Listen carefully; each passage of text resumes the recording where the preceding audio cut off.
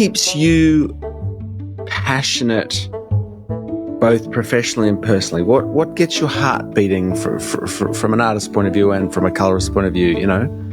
I think narrative is still so crucial to me.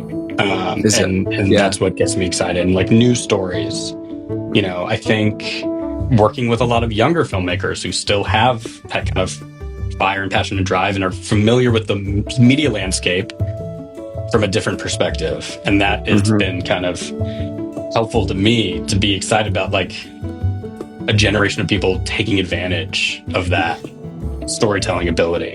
And like, they're, at least some of the people I found, they're not really concerned about finding an agent and going to Sundance. They're just like, they're constantly making and they're constantly putting it out there and not waiting for permission. And I find that incredibly punk rock and amazing. And that's been really cool to be a part of. I just got sent a music video by someone from this. Someone, like, it's also very strange to be at an age where, like, I'm talking about collaborators younger than me in such a passionate way, because that's where I used to be. I think we all were.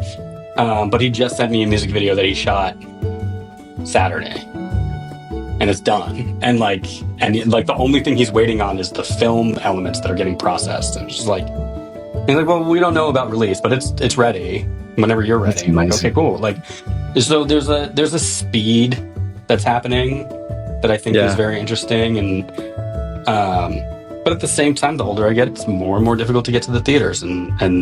But it is a big point of pride to, like, be familiar with the landscape and, like, being able to talk about it. If someone's in the room and references a movie that's in theaters right now, I at least want to know, have an idea. I at least want to have seen the trailer.